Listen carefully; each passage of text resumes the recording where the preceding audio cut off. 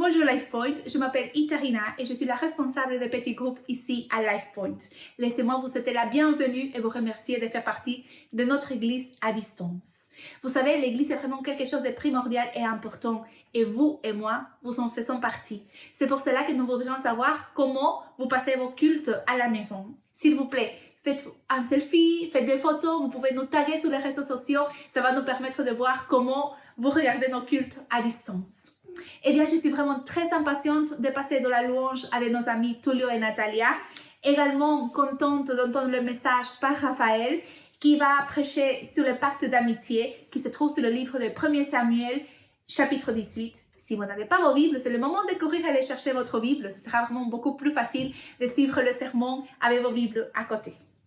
Vous savez, ici à LifePoint, nous croyons que la communauté est centrée sur l'évangile. C'est pour ça que le petit groupe, c'est un ministère très important ici à LifePoint. Ici en bas, vous allez trouver un lien qui va vous amener vers la page principale pour que vous puissiez vous inscrire dans un de petits groupes si vous n'êtes toujours pas inscrite. C'est vraiment un moment très bénéfique, très béni de passer du temps ensemble, à distance, dans ce moment de quarantaine où nous puissions parler, discuter, apprendre sur Jésus et passer du temps de la prière aussi. Eh bien, il ne faut pas oublier qu'après le culte, nous allons nous réunir à distance encore. Nous allons boire un café ensemble. S'il vous plaît, si vous êtes intéressés, faites signe sur les chats ici en bas et on va vous envoyer avec grand plaisir le lien via Zoom pour pouvoir discuter sur la semaine, discuter sur les sermons, rigoler, etc. Et nous aimerions aussi vous informer qu'à partir de dimanche, nos cultes en français seront à 10h30 et en anglais à 11h30. Ça va permettre peut-être de nous organiser mieux maintenant qu'on est tous un peu décalés avec les horaires. Et donc, comme ça, on peut regarder nos services en ligne à l'heure en live. S'il vous plaît, accompagnez-moi dans la prière. Merci Seigneur Jésus pour cette journée que tu nous donnes. Merci Seigneur pour chaque église qui s'est réunie à distance. Merci parce que ta parole est enseignée et parce que nous sommes dans un pays où nous pourrons écouter ton message librement. Merci de nous accompagner, de nous garder, d'être avec nous dans ce moment difficile. Et nous te prions spécialement pour toutes les personnes qui passent dans la souffrance, Seigneur, qui ont perdu quelqu'un ou qui doivent travailler. Je te remercie pour tous ces gens courageux qui se réveillent également tous les jours et qui donnent, Seigneur, de son mieux pour pouvoir servir notre nation. Je te prie pour tout le corps médical, également pour toutes les personnes qui travaillent dans les magasins, pour toutes les personnes, Seigneur, qui sont dans les différents travails et qui ils font de leur mieux en laissant leur famille à la maison. Que tu leur donnes le courage, la force, l'énergie et que tu les protèges. Et nous également, Seigneur, à être de lumière pour les gens qui nous entourent, pour nos voisins, pour notre famille, d'être de lumière pour pouvoir parler de ta parole, Seigneur, aux autres. Je te prie, Seigneur, pour Raphaël qui va nous enseigner sur le pacte d'amitié. Je te prie, Seigneur, que tu ouvres nos cœurs, que tu ouvres nos yeux, Seigneur, pour entendre ton message et ce que tu as à nous dire personnellement. Au nom de Jésus, Amen. Maintenant, je vous encourage vraiment à pouvoir passer du temps de la louange en famille à la maison.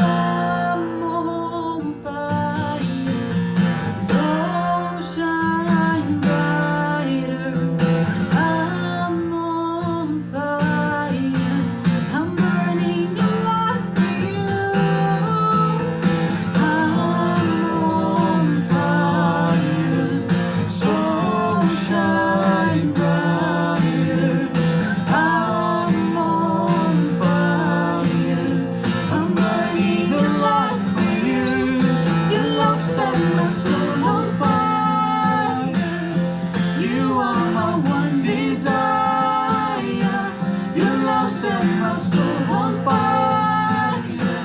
I'm living for you, living for you. Your love set my soul on fire.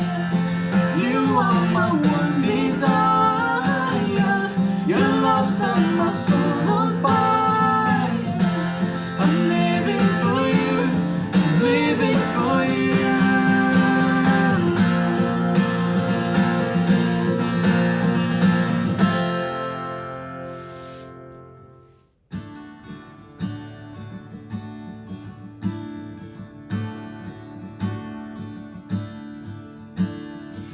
Amour divin, Père de gloire, qui est semblable à toi. Vêtu mon cœur, j'élèverai mes mains pour t'adorer. Tu as créé les cieux, les mers. Tu es Seigneur de l'univers. Dieu éternel, tu es mon Père, tu es Seigneur de l'univers.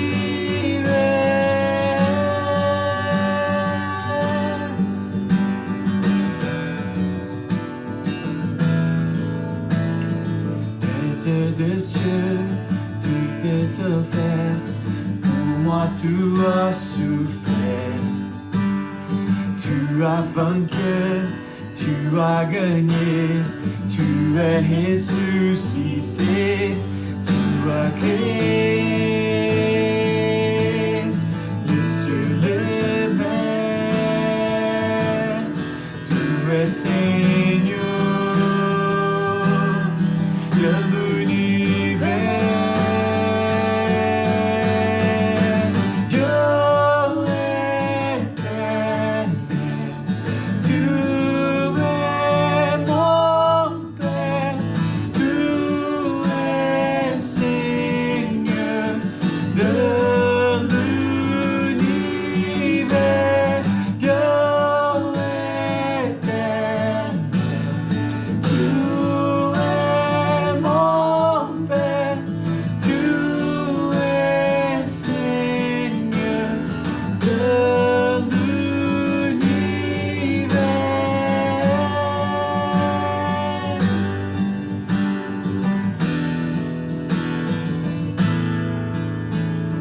Consolateur, tu me soutiens, tu es Dieu Esprit Saint. Dans mes épreuves et mes pourquoi, tu seras avec moi. Tu as créé les cieux, les mers. Tu es Seigneur de l'univers. Dieu éternel, tu es mon Père, tu es Seigneur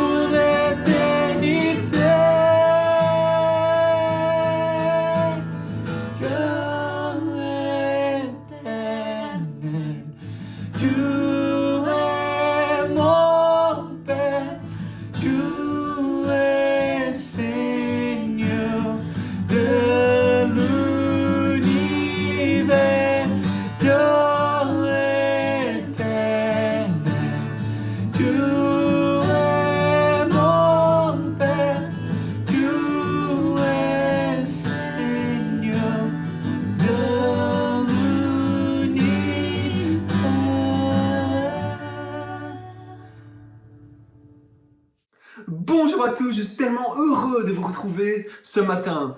La semaine dernière, Jordan m'a dit « Mec, il faut que tu te reposes après ce marathon de Pâques ». Alors j'ai pris un peu de repos et j'ai tellement pris du plaisir, j'ai été édifié à travers le message du pasteur Julian Bacon dans 1 Samuel. Et j'espère que c'est aussi votre cas. Moi j'adore vraiment les amis. Lorsque une église locale peut servir une autre. Et c'est tellement important pour conserver cette unité en Christ. Et j'espère que lorsque nous nous retrouverons physiquement à nouveau à LifePoint, nous continuerons d'avoir des prédicateurs extérieurs qui viennent nous apporter la parole de Dieu. Pour ceux qui ne le savent pas, mon job dans le séculier, c'est assistant social. Et cette période du coronavirus, pour moi, est un peu une période particulière, parce que comme vous le savez, un assistant social, son job, c'est les gens. Et là, à cause d'un virus, je ne peux plus voir les gens.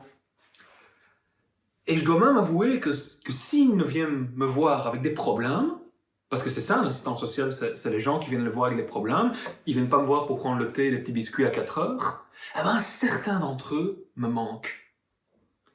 Et à LifePoint, ce qui me manque, ce n'est pas les œufs fabuleux de Cintilo le dimanche matin ou cette odeur du café qui vient parfumer la cuisine ou le coffee room, mais c'est vous, mes amis. Vous me manquez terriblement. Car en fin de compte, ce qui fait la différence entre le culte que nous expérimentons actuellement et le culte que nous avons l'habitude d'avoir dans le bâtiment de LifePoint, c'est vous. Parce que nous nous réunissons ensemble, nous nous écoutons chanter et adorer les uns les autres. Et personnellement, j'espère que vous n'entendez pas trop ma voix parce que je chante comme une casserole. Un jour, j'ai eu une expérience, je vais vous la raconter. C'était un dimanche où je traduisais. Et donc, j'étais installé au premier fil de l'église. Et donc, il y avait d'abord une louange avant de commencer la première traduction. Et donc, moi, vous savez, quand j'aime bien louer, je lève les bras, j'étais là, « Oh oui, Seigneur, Seigneur ». Et en fait, je me suis rendu compte que la régie, j'avais oublié d'éteindre le micro. Alors du coup, quand j'ai entendu ma voix, j'ai fait « Oh non !» Et j'ai commencé à me taire. Donc j'espère que vous n'entendrez pas trop ma voix lorsque nous louerons. Et lorsque nous prions ensemble, nous inclinons nos têtes. Et ce sont des choses qui, lorsque se produisent en dehors de la communauté, on a l'impression qu'il y a quelque chose qui manque. Faire des cultes en ligne dans le foyer séparé, c'est un peu comme si nous étions en mode survie. Mais ce que nous avons besoin, c'est un repas complet, un repas consistant. Un steak, salade, frites, les amis. Et ça, spirituellement, nous pouvons le trouver quand nous réunissons physiquement. C'est pourquoi nous sommes impatients de nous retrouver à nouveau ensemble pour adorer les uns avec les autres. Les rencontres en ligne sont géniales et nous aideront probablement à passer cette période, mais j'ai hâte que nous puissions partager à nouveau la camaraderie, nos moments entre amis, nos blagues que nous racontons ensemble, lorsque nous partageons les moments autour d'un café, autour d'une discussion. C'est pour ça que j'ai vraiment voulu prendre le temps cette semaine de vous parler de l'amitié. C'est quelque chose dont nous avons tous besoin. Que ce soit en confinement, hors confinement, nous avons besoin de l'amitié. Et avant toute chose, j'aimerais vous inviter à réfléchir à quelques questions. Que signifie l'amitié pour vous? Et quelles sont les caractéristiques pour vous que vous attendez d'un ami? Réfléchissez-y parce que généralement, ce sont des choses qui nous paraissent tellement naturelles qu'on n'y réfléchit pas. Nous savons pourtant tous que la vie est meilleure avec des amis. Ils rendent les bons moments formidables et les mauvais moments moins désagréables. Aujourd'hui, je veux que nous examinions certains principes qui nous aideront à être de meilleurs amis et à avoir de meilleures amitiés. Les amitiés en Christ peuvent nous aider à grandir dans notre marche avec le Seigneur, alors que nous nous édifions les uns les autres. Et regardez ce que Proverbe, chapitre 27, verset 17 nous dit. « Tout comme le fer aiguise le fer, l'homme s'aiguise au contact de son prochain. » Nous nous améliorons les uns et les autres grâce à l'amitié. Et honnêtement, dans nos églises, nous n'entendons pas vraiment de sermons sur l'amitié, n'est-ce pas? Et je trouve quelque part que c'est dommage, parce que tant de gens n'ont pas beaucoup, voire même pas du tout d'amis proches. Beaucoup de gens n'ont pas connu un lien profond avec quelqu'un depuis des années, voire même jamais.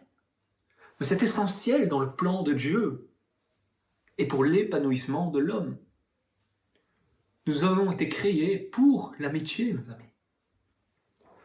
Par exemple, je ne me souviens pas vraiment de mes amitiés lorsque j'étais à l'école ou lorsque j'ai grandi. Mais en Christ, j'ai créé des amitiés très fortes avec certaines personnes qui sont même devenues pour moi des mentors maintenant. Et il est beaucoup plus facile de courir après le cœur de Dieu quand on est entouré d'amis qui font la même chose. Comme il est beaucoup plus difficile de courir après son cœur quand on est entouré d'amis qui ne le font pas.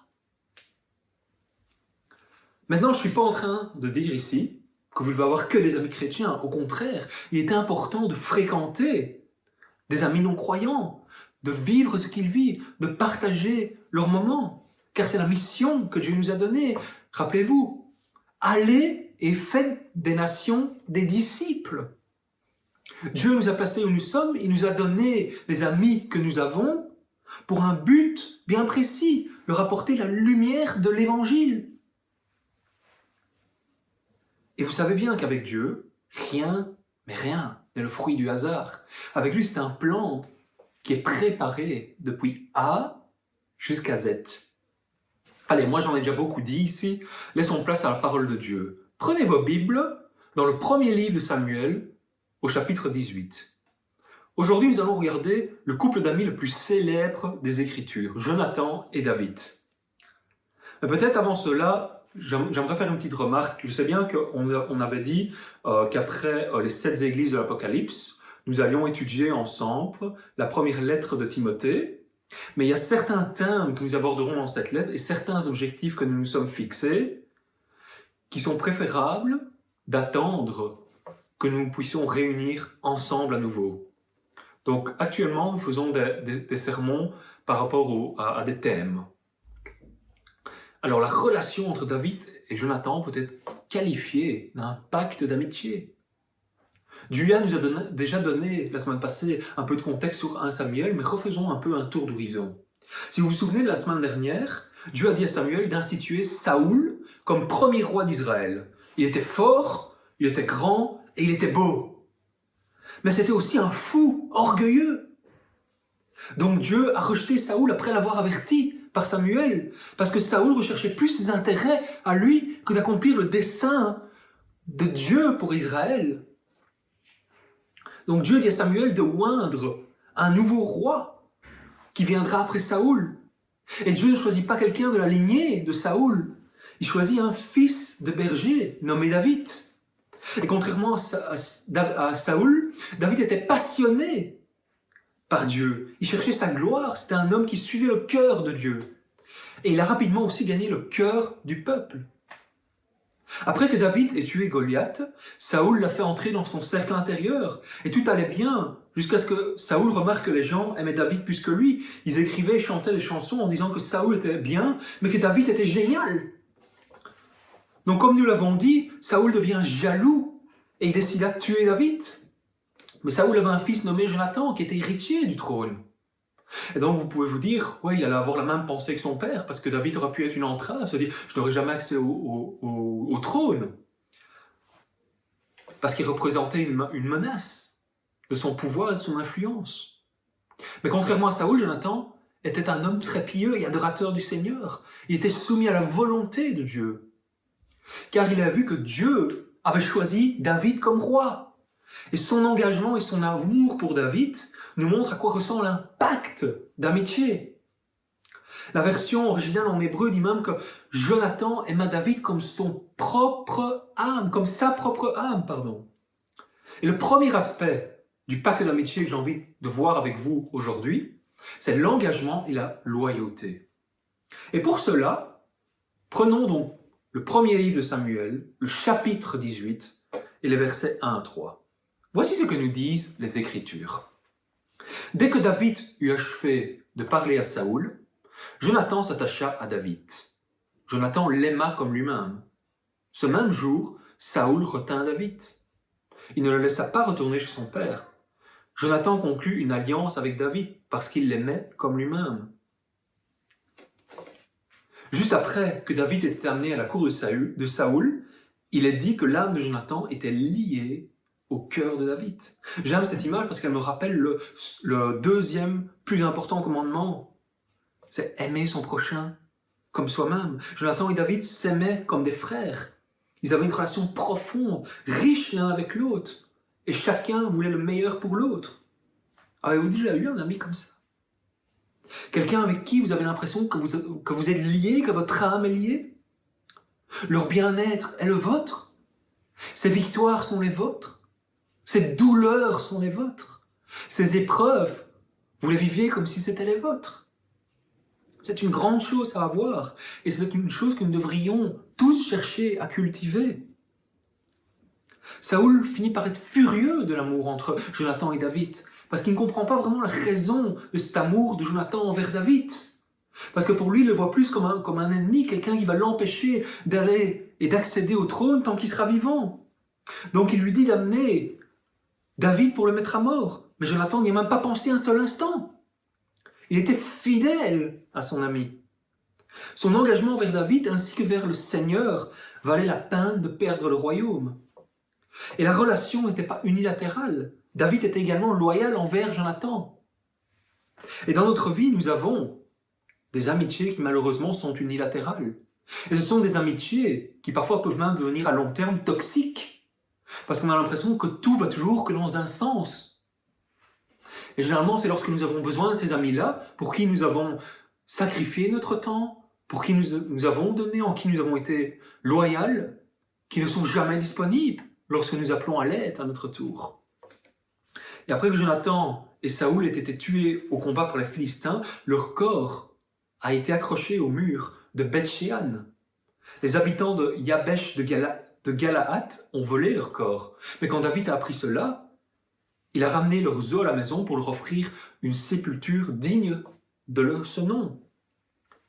En outre, il y a aussi une histoire de gentillesse entre David et un des fils de Jonathan, Méphibosheth.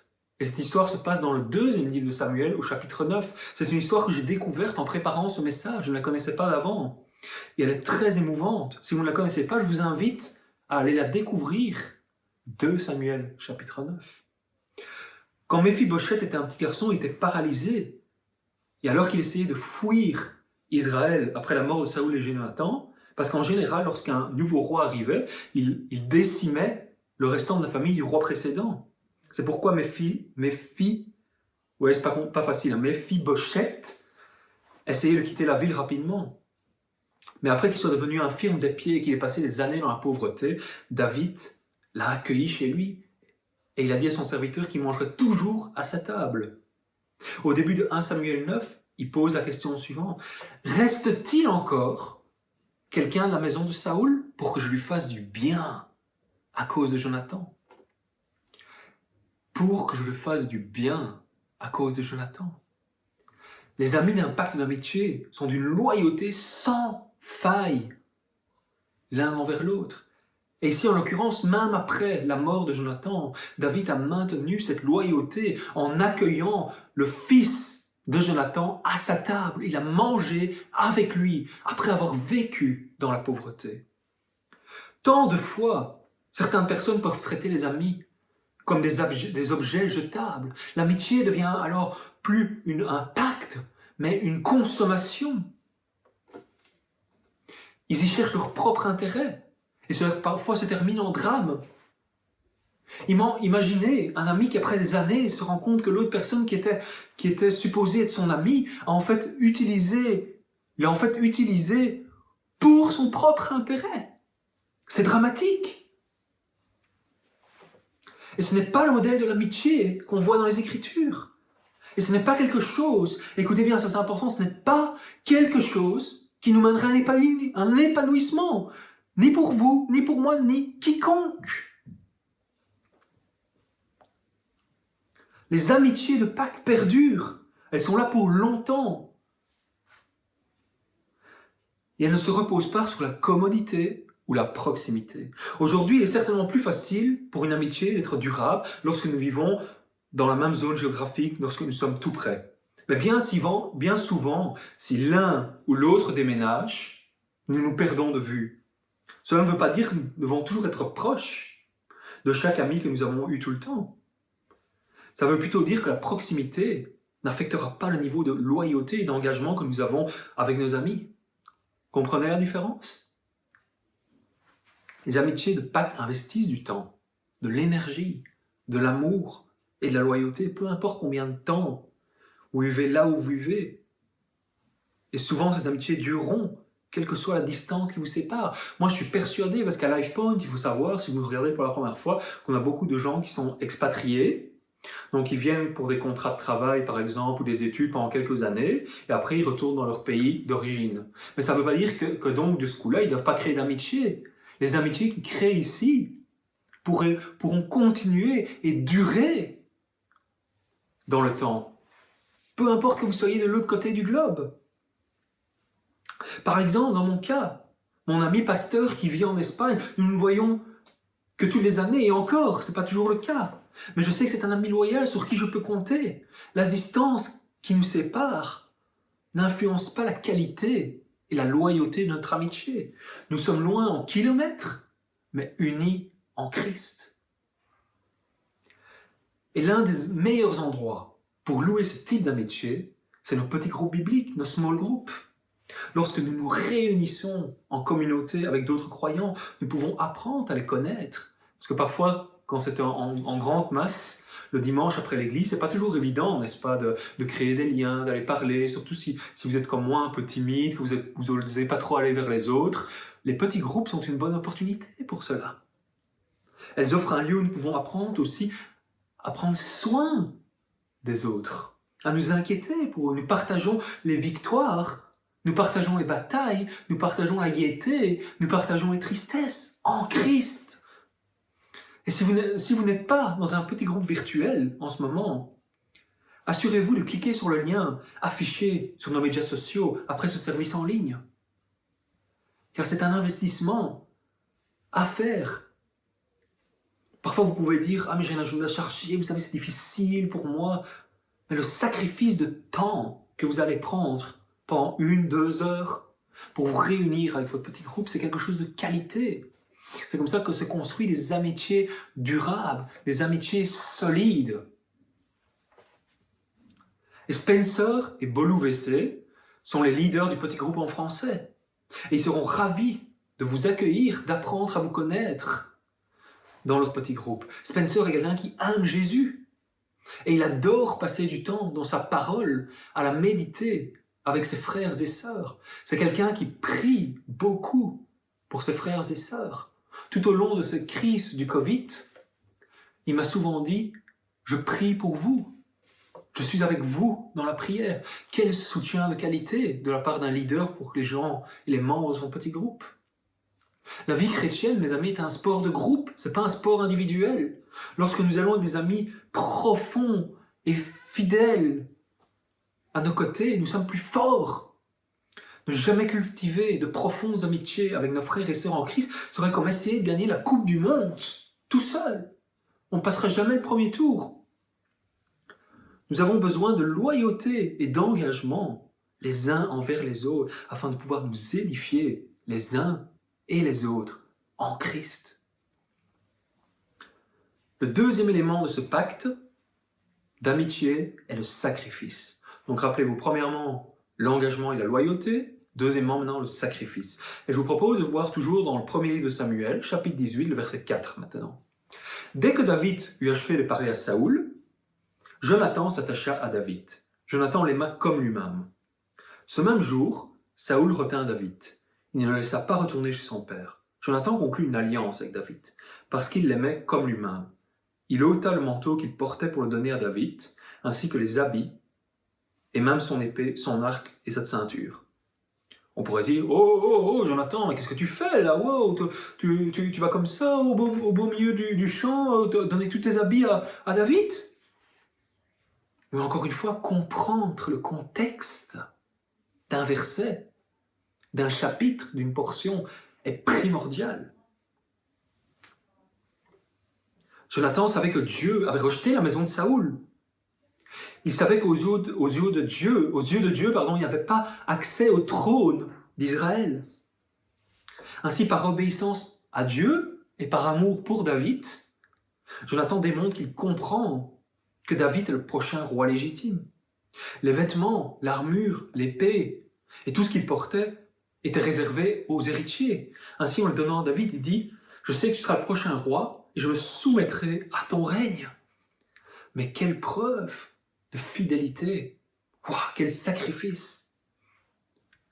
d'un point de vue terrestre, un sacrifice incroyable. Jonathan était prêt à sacrifier son trône, son pouvoir, son argent, son influence et son avenir pour David. Parce qu'il connaissait la volonté de Dieu pour David et qu'il lui était fidèle. Vous voyez, comme je disais plus haut, l'amitié des Écritures n'a rien à voir avec l'amitié égocentrique que nous pouvons avoir dans notre monde. C'est pour cela que je prie que ce matin, ce message te touche et te pousse à transformer tes amitiés.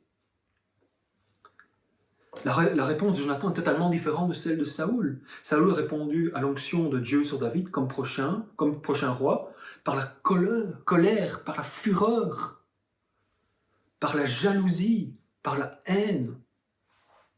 Mais Jonathan a répondu par l'humilité, la soumission et le sacrifice. Cela montre bien qu'être en désaccord avec Dieu nous met en désaccord avec ses plans. Ce que nous pouvons voir dans Saoul. Lorsque nos volontés ne sont pas soumises aux volontés de Dieu, nous haïssons les choses que Dieu accomplit. C'est quelque chose d'important à retenir, mes amis. Et croyez-moi qu'on va à l'encontre de Dieu, on ne va jamais gagner. Le sacrifice de Jonathan a montré l'importance de sa relation avec David. Pour lui, c'était quelque chose de très important, au point qu'il puisse même sacrifier son avenir et qu'il puisse même défendre David auprès de son père. Jonathan n'était pas orgueilleux, mais il considérait plutôt David comme plus important que lui-même. Cela vous semble-t-il familier? Dans cet acte d'amour, Jonathan préfigure un ami plus important, le fils de David, qui est venu des années plus tard. Et vous pouvez me dire, le fils de David, moi je n'ai jamais entendu parler du fils de David, vous le connaîtrez mieux par Jésus-Christ. Regardez ce que Paul dit dans sa lettre aux Philippiens, au chapitre 2, versets 4 à 7. Que chacun, au lieu de regarder à ce qui lui est propre, s'intéresse plutôt aux autres. Ayez entre vous les dispositions qui sont en Jésus-Christ. Lui qui était vraiment divin, il ne s'est pas prévalu d'un rang d'égalité avec Dieu, mais il s'est vidé de lui-même en se faisant vraiment esclave, en devenant semblable aux humains, reconnu à son aspect comme humain. L'humilité de Jonathan donne une image plus grande de l'humilité exercée par Jésus-Christ lorsqu'il est venu au monde. Jésus est l'exemple ultime d'un ami, d'un pacte d'amitié qui s'est sacrifié par amour pour vous et moi, ses amis. Avez-vous déjà vu Jésus dans cette posture? L'avez-vous déjà considéré comme votre ami? Jésus le dit lui-même avec ses propres mots en Jean, chapitre 15, verset 13. Personne n'a de plus grand amour que celui qui s'est défait de sa vie pour ses amis. Posez-vous cette question. Comment montrer à quelqu'un que je l'aime? Je pense que dans les Écritures, la démonstration d'amour passe le plus clairement par un sacrifice. Pensez à Romains, chapitre 5, verset 8. Or, voici comment Dieu, lui, met en évidence son amour pour nous. Le Christ est mort pour nous, alors que nous étions encore pécheurs. En donnant sa vie pour nous, le Christ nous a donné ici une image claire de son amour. Et en déposant son droit terrestre au royaume, Jonathan donne à David une image claire de son amour aussi. Alors réfléchissons. Est-ce que nous serions prêts dans nos vies quotidiennes à sacrifier du temps, de l'énergie, de l'argent, des ressources pour nos amis? Les gens peuvent-ils dire en nous voyant que nous prenons soin d'eux, que nous nous intéressons à eux, qu'ils sont plus importants que nous? Et je pense qu'en vivant de cette façon, nous allons interpeller nos amis qui ne sont pas chrétiens, en étant vrais, en étant authentiques, en les considérant plus importants que nous, et en n'ayant pas peur de sacrifier nos besoins pour les leurs. Ce n'est pas facile, n'est-ce pas? Renoncer à soi-même, ou du moins une partie de soi-même, C'est pas facile, c'est clair, mais ça fait partie de notre cheminement avec Christ. Ça fait partie de notre processus de sanctification, comme on parle beaucoup en théologie. Après la justification, rappelez-vous, vient le processus de sanctification. Et c'est là que Jésus forge notre caractère jusqu'au moment où il va nous glorifier. Mais le gain que nous en aurons sera d'autant plus bénéfique. Pensez-y. Enfin, ça nous amène à notre troisième aspect du pacte d'amitié que je veux voir avec vous ce matin. Rappelez-vous, l'engagement et la loyauté, le sacrifice et maintenant le partage de la mission et de la conviction. David et Jonathan avaient des objectifs et des valeurs similaires. Ils voulaient tous les deux vaincre les Philistins pour le bien d'Israël. Ils aimaient tous les deux Dieu, ils étaient prêts à donner leur vie pour Dieu et pour Israël. Vous savez, nous avons tous l'histoire de David et Goliath. Je pense que c'est une histoire qui est même connue parmi les gens qui ne sont pas chrétiens. Mais David n'était pas le seul guerrier en Israël qui avait confiance en le Seigneur. Rappelez-vous l'histoire de Jonathan et de son porteur, qui marchait vers 20 Philistins. Jonathan dit à son porteur d'armure que Dieu remettrait entre leurs mains. Et ils ont avancé, ils ont tué 20 Philistins. Tout comme David, Jonathan avait une grande confiance dans le Seigneur. Et il a eu le courage d'agir en fonction de cette confiance. David et Jonathan étaient unis dans leur mission pour amener Israël à la victoire et donner à Dieu la gloire. Les amis d'un pacte ne s'aiment pas seulement entre eux, ils ne se regardent pas seulement l'un l'autre. Ça, c'est ce que font les amoureux, n'est-ce pas? Les amis d'un pacte d'amitié regardent ensemble dans la même direction. Ils ont le même objectif. Ils ont la même mission. Ils s'alignent sur les valeurs de Dieu et cherchent avant tout sa gloire. Est-ce que votre amitié cherche la gloire de Dieu? C'est très clair pourtant pour David et Jonathan. Ils étaient unis pour la gloire de Dieu. C'est tellement encourageant d'avoir des amis pour la gloire de Dieu. Des amis qui partagent la même passion que vous pour Christ, pour rendre son évangile célèbre parmi les nations. Ces amis qui prient avec toi, qui méditent la parole avec toi, et surtout, ces amis qui n'ont pas peur de te dire la vérité avec compassion, de te dire quand tu te trompes. Ça, c'est des amis. Et l'une des choses qui est triste, c'est la façon dont les gens lisent cette histoire entre David et Jonathan. Ils essayent de lire une sorte de relation sexuelle pervertie entre David et Jonathan. Notre culture hyper sexualisée peut souvent confondre amitié profonde et romance. Et donc pour certains, la seule façon de rationaliser l'amour entre David et Jonathan est de les imaginer dans une relation homosexuelle. Il faut savoir, mes amis, qu'il y a 3 types d'amour qui viennent des mots grecs. Il y a l'amour agapé, ça c'est l'amour divin de Dieu envers son peuple, l'amour inconditionnel. Puis vous avez l'amour éros, ça c'est l'amour entre un homme et une femme. Et ensuite vous avez l'amour philia, ça c'est l'amour dans l'amitié. Donc c'est ce qui nous intéresse ici dans le moment présent. Et rappelez-vous dans notre série sur les 7 églises dans l'Apocalypse, quand nous avons parlé de l'église de Philadelphia, rappelez-vous, qu'est-ce que signifiait Philadelphia? C'était l'amour fraternel, non? Donc rappelez-vous, philia, c'est l'amour fraternel. Après la mort de Jonathan, David a écrit une chanson pour lui et Saoul, pour déplorer leur mort. Dans la chanson, David dit de Jonathan, « Ton amour était plus merveilleux pour moi que pour l'amour des femmes. » Alors certains disent, « Voyez, voyez, cela prouve qu'ils étaient plus qu'amis, bon sang. » Mais c'est une terrible et fausse interprétation. Et par ailleurs, on peut aussi dire que David n'avait pas une grande maîtrise de l'amour romantique profond. Il a eu plusieurs épouses, il a eu une relation adultère, il n'était pas le plus grand expert sur la profondeur de l'amour romantique. Ce n'était pas, je ne sais pas si vous avez vu ce film, mais il n'était pas comme Hitch, l'expert en séduction. Il était bien loin de cela. Peut-être que si David avait connu le lien doux et unique qui existe entre un mari et sa femme, il aurait formulé cela d'une manière différente. Cependant, je pense aussi que David dit aussi de façon poétique qu'il y a une douceur. Il y a une douceur dans le pacte d'amitié et unique à la romance. Les relations romantiques ne sont pas les seules relations profondes. Et ce ne sont pas les seules relations dont vous avez besoin. Ne vous dites pas, eh bien, moi j'ai mon conjoint, c'est bon, c'est réglé. Et ne pensez pas qu'à moins de vous marier, vous n'aurez jamais de relation profonde avec quelqu'un. Ça, c'est une chose que peut-être les célibataires peuvent se dire actuellement. Ouais, donc en fait, pour avoir une relation comme David et Jonathan, en fait, il faut que je me trouve quelqu'un, parce que ça va être romantique, ça va être super, on va se marier, tout ça. Non. Ce ne sont pas les relations romantiques qui sont les seules relations profondes.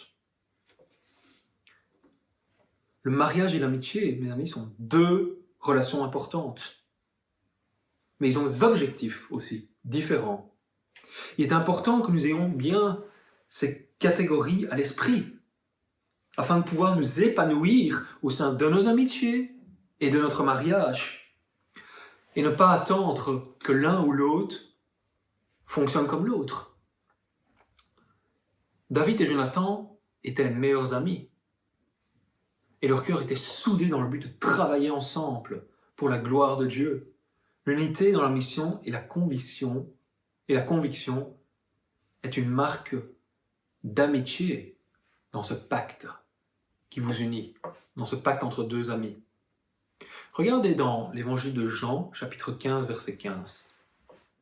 Je ne vous appelle plus esclave, parce que l'esclave ne sait pas ce que fait son maître. Je vous ai appelé ami, parce que je vous ai fait connaître tout ce que j'ai entendu de mon Père. Waouh! Je vous ai appelé ami. Jésus appelle l'humanité. Vous, rappelez-vous, nous sommes ennemis de Christ. Et il appelle ses ennemis amis. Ça, c'est de l'amour, quoi. Le Christ nous a invités, nous, ses amis, à partager sa mission. Il nous a révélé la volonté du Père. Il s'est sacrifié pour notre bien. Et il nous reste fidèle chaque jour. David et Jonathan sont formidables. Parce qu'ils nous montrent que même des humains pécheurs comme nous peuvent avoir une amitié profonde. Mais seul Christ est l'ami parfait. Et c'est vers lui que nous devons nous tourner pour trouver un modèle. Tout comme Jonathan a été loyal envers David, nous voulons être loyaux envers le Fils de David, Jésus-Christ. Nous voulons aligner nos cœurs sur le sien.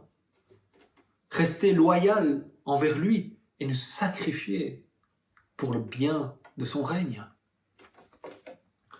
Nous descendons du trône de notre cœur, le trône de notre orgueil, le trône de notre égocentrisme, le trône où nous nous mettons des œillères, pour que Jésus soit exalté dans nos vies comme notre roi des rois, comme notre Seigneur des seigneurs, comme notre Dieu tout-puissant. Et cela n'est possible que lorsque nous sommes dans une bonne relation avec lui, que nous pouvons être les amis que nous devons être l'un envers l'autre. Et beaucoup de gens voient la vie chrétienne comme un sacrifice, surtout les gens qui ne sont pas croyants. Cela peut, dans un sens, être vrai. Christ nous appelle à renoncer à notre vie pour le suivre, n'est-ce pas, comme nous disent les Écritures. Mais moi, je vois cela plus loin et j'aimerais vous le partager.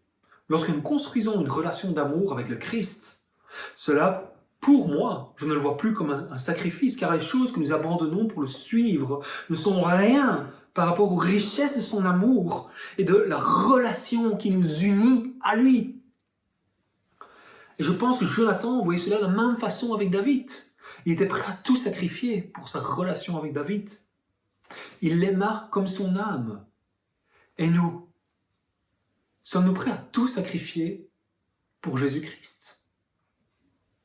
Est-ce que nous l'aimons de tout notre cœur et de toutes nos forces? Est-ce que nous avons décidé de descendre de notre trône et de lui dire « Père, monte sur le trône et sois le Seigneur de ma vie, sois le roi de ma vie ». Ce matin, tu te dis peut-être « Je n'ai pas connu, moi, cette amitié dans ma vie, comme il peut y avoir une amitié entre Jonathan et David. » Sache que mon plus profond désir, mon ami, et je prie pour toi, et que tu connaisses cette amitié, que tu puisses l'expérimenter. Mais n'oublie jamais que tu as un ami parfait, c'est Jésus-Christ. Un ami qui a donné sa vie pour toi, pour tes péchés, pour que tu puisses vivre en unité, pour que tu puisses vivre une vie éternelle dans l'amour du Père. Lui te sera toujours fidèle, il ne te décevra jamais. Il terminera toujours les plans qu'il a commencés en toi. Et une big chose, il ne cherchera jamais de profit en toi. Et peut-être que ce matin, tu as déjà un ami de qui tu es très proche. Je te prie que cette histoire te motive à amener votre amitié à un autre niveau. Peut-être que cette amitié peut être profonde, mais ton ami n'est pas chrétien. Alors peut-être qu'un sacrifice que tu pourras faire, et ça c'est un sacrifice que moi je pourrais faire avec mes amis, c'est de lui présenter l'évangile, de lui partager ton témoignage. Tiens, c'est vrai que tu sais ce que je suis chrétien, que je vais à l'église le dimanche, mais en fin de compte, qu'est-ce que ça signifie pour moi être chrétien? Que signifie Christ dans ma vie? En quoi est-il si spécial à un point que je le glorifie pour tout, que je n'arrête pas de parler de lui, que je lui donne priorité dans ma vie, que je l'assis sur le trône de ma vie? C'est une opportunité d'investir dans notre amitié, c'est de présenter l'évangile. Mais cela, bien sûr, peut avoir un coût. C'est que l'autre, du coup, ne veuille plus être votre ami. C'est un coût, en effet. Mais ne vous laissez pas intimider par cela. Parce que Christ, encore une fois, est au contrôle. Christ sait pourquoi il permet ces choses. Christ est celui qui vous guide dans vos interactions, dans vos relations, dans votre vie dans la société. Encore une fois, comme je l'ai dit tout à l'heure, Christ sait pourquoi il vous donne les amis qu'il vous donne. Christ sait pourquoi il vous donne les collègues qu'il vous donne. Christ sait pourquoi il vous donne les voisins qu'il vous donne.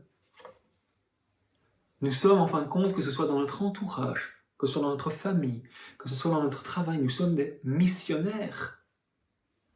Avec une mission bien précise, c'est apporter sa lumière, apporter l'évangile. L'évangile qui est le pouvoir du salut à notre entourage, à nos collègues, à nos amis. Voilà comment nous pouvons glorifier Dieu et comment nous pouvons investir dans nos amitiés. Et c'est une chose, croyez-moi, qui n'est pas facile du tout. Comme je vous ai confessé il y a quelques semaines, pour moi, j'ai vraiment difficile à faire cela, à partager ma foi. Mais je sais que c'est ce à quoi Dieu m'appelle. Et maintenant, je vous donne un défi. Priez pour vos amis. Priez que Dieu les sauve. Et priez que Dieu ouvre la porte et vous donne une opportunité, lorsque vous serez avec votre ami, qui mette les mots dans votre bouche, pour amener cette bonne nouvelle à votre ami. Prions ensemble. Notre Père, notre Dieu, nous voulons te louer. Nous te remercions pour ta grâce, pour ta miséricorde, pour ton amour, pour ton sacrifice, parce que tu es un ami parfait, Seigneur. Oh, je prie que chacun puisse te connaître, toi, en tant que son ami parfait. Nous t'aimons, Seigneur. Nous voulons te glorifier dans nos amitiés, dans notre mariage, dans notre relation entre frères et sœurs, dans notre relation avec nos collègues, avec nos voisins, avec nos amis. Seigneur, que nous ne regardions pas notre confort et notre sécurité, Seigneur, mais que nous soyons prêts à nous sacrifier, à sacrifier notre timidité, notre caractère introverti pour présenter ta parole, entre autres, Seigneur, pour aller vers ceux qui sont dans le besoin, pour les servir et pour voir leurs besoins avant de voir les nôtres, Seigneur. Seigneur, je veux que tu te glorifies. Seigneur, je te prie encore pour la situation du coronavirus, pour tous les gens, Seigneur, qui ne te connaissent pas encore, pour tous les gens qui ont eu des morts dans leur famille, qui ont des gens qui sont en soins intensifs, qui sont dans un mauvais état. Seigneur, tu es un Dieu qui fait encore des miracles en 2020, Seigneur. Tu es un Dieu qui guérit. Tu es un Dieu qui pardonne. Tu es un Dieu qui nous aime. Tu es un Dieu qui ne met pas de conditions à son amour envers son peuple. Seigneur, bénis tous ceux qui ne peuvent pas nous rejoindre ce matin. Bénis ceux qui regardent cela peut-être pour la première fois, qui entendent première fois parler de toi, Père. Je te remercie pour leur vie. Je te prie de bénir, Seigneur, qui connaissent les richesses de ton amour. Dans le nom de Jésus-Christ. Amen. Maintenant, mes amis, comme vous avez vu dans l'introduction, Itarina a parlé des petits groupes bibliques, Seigneur. Et c'est vraiment une chose que j'ai encore envie, une nouvelle fois, de vous motiver. Allez-y, inscrivez-vous. On est là en confinement, on a peut-être plus de temps qu'en temps normal, mais prenons ce temps-là. Parce que ce que vous allez commencer maintenant, vous allez pouvoir le continuer après. Rejoignez un petit groupe, que ce soit en anglais, que ce soit en français, que ce soit en espagnol. N'hésitez pas. Un lien devrait normalement apparaître. Et je veux aussi vous inviter, nous avons maintenant une réunion sur Zoom, où nous partageons vraiment un moment entre francophones, à parler, à peut-être faire connaissance de nouvelles personnes qui nous ont regardés aujourd'hui, à prendre des nouvelles l'un de l'autre, et peut-être même prier les uns pour les autres aussi. Alors n'hésitez pas, ne vous échappez pas, ne fouillez pas tout de suite, rejoignez-nous sur Zoom maintenant, normalement vous devriez avoir un lien apparaître aussi. Que Dieu vous bénisse mes amis, je vous aime. À la semaine prochaine. Bonjour LifePoint, je m'appelle Ray Levy et je suis le pasteur de louange à LifePoint Brussels. Chaque dimanche, nous adhérons et étudions les paroles de Dieu ensemble. Et grâce à cela, nous avons eu l'opportunité de faire un ministère auprès de nombreuses nouvelles personnes. Grâce à votre fidélité dans vos dons au ministère de LifePoint, nous sommes en mesure de partager l'évangile avec les francophones et les anglophones de Bruxelles, de Belgique et d'ailleurs. Nous voulons aider les gens à trouver la vie en Jésus. Alors, merci pour votre générosité. Nous espérons que vous continuerez à donner fidèlement afin que les gens de chaque tribu, langue et nation puissent continuer à avoir accès à la parole de Dieu dans leur langue maternelle. Je vous encourage à visiter lifepoint.be pour en savoir plus sur la façon dont vous pouvez continuer à donner pendant cette saison. Encore une fois, je veux remercier d'être une église généreuse. J'espère que Dieu vous bénira abondamment alors que vous continuez à aider les gens à trouver la vie en Christ et à vivre envoyé dans le monde.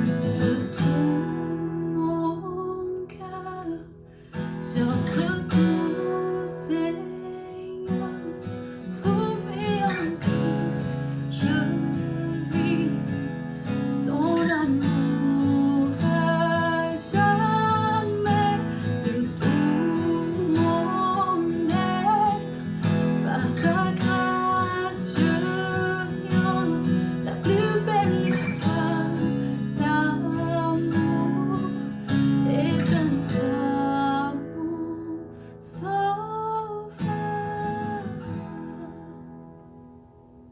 1, 2, 3, 4.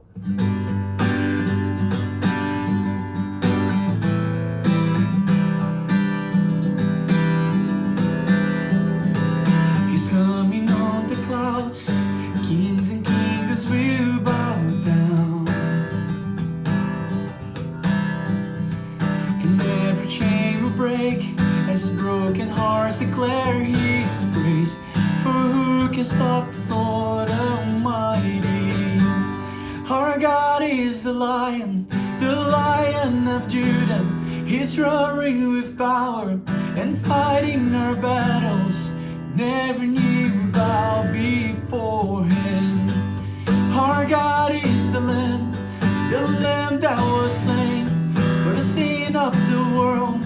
His blood breaks the chain, and every knee will bow before the Lion and the Lamb. And every knee will bow before Him.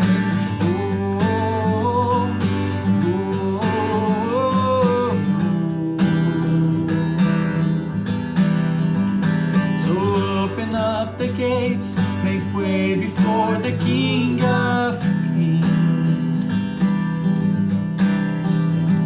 Our God who comes to save is here to set the captives free. For who can stop the Lord Almighty? Our God is the Lion of Judah. He's roaring with power and fighting our battles. Every knee will bow before Him. Our God is the Lamb that was slain for the sin of the world. His love breaks the chains, and every knee will bow before the Lion and the Lamb. And every knee will bow before Him.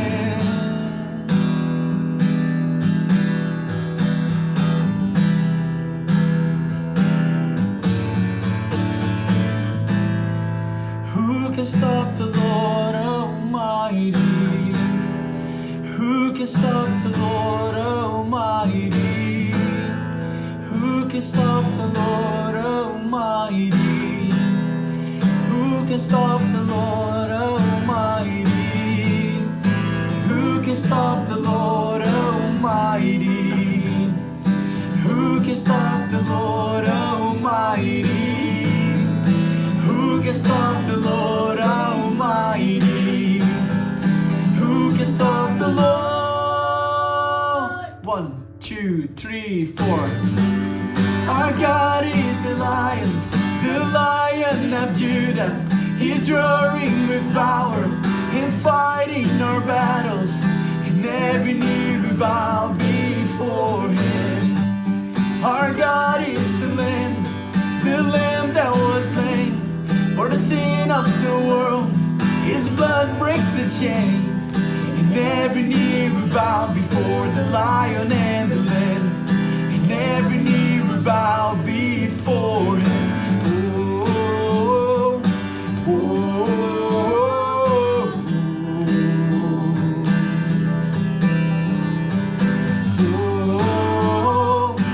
oh.